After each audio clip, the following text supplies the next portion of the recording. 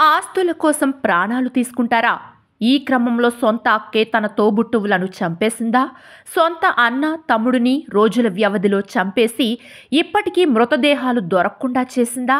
ఇదంతా ఒక్కరే చేశారా? తోడు ఇంకెవరైనా ఉన్నారా? ఈ మర్డర్ మిస్టరీ ఏంటో ఈ వీడియోలో తెలుసుకుందాం. ఆస్తి కోసం తోడబుట్టిన అన్న తమ్ముడిని రోజుల వ్యవధిలోనే చంపేసింది వారి సొంత అక్క కృష్ణవేణి. వివరాల్లోకి వెళ్తే ఈ దారుణ ఘటన పల్నాడు జిల్లా నెకరికల్లు యానాది కాలనీలో జరిగింది. చనిపోయిన అన్నదమ్ములిద్దరూ గవర్నమెంట్ ఉద్యోగులు. తమ్ముడు టీచర్ కాగా అన్న కానిస్టేబుల్.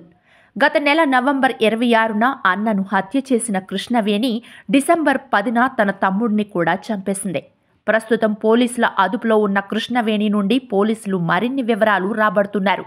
ఈ హత్యలో కృష్ణవేణికి మరెవరైనా సహకరించారా అనే కోణంలో కూడా దర్యాప్తు చేస్తున్నారు.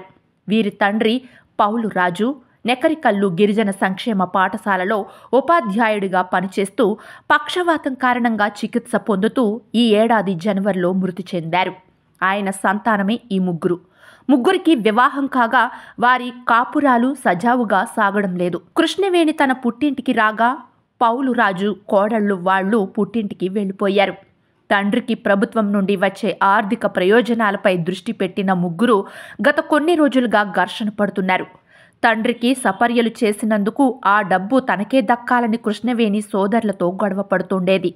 గతంలో ఈ సమస్యపై ఒకరిపై ఒకరు పోలీసులకు ఫిర్యాదు చేసుకున్నప్పటికీ ఈ సమస్య ఒక కొలిక్కి రాకపోవడంతో తన ప్రియుడు సహకారంతో కృష్ణవేణి ఈ దారుణానికి పాల్పడినట్లు తెలుస్తోంది. అన్న గోపీకృష్ణను అతిగా మద్యం తాగించి చున్నీతో ఉరి బిగించి చంపేయగా తమ్ముడు రామకృష్ణను కాలువలో చంపి పడేసినట్లు తెలుస్తోంది. ఇదిలా ఉంటే ఇప్పటి వరకు వారి మృతదేహాలు లభ్యం కాలేదు. త్వరలో మరిన్ని వివరాలు తెలిసే అవకాశాలున్నాయి.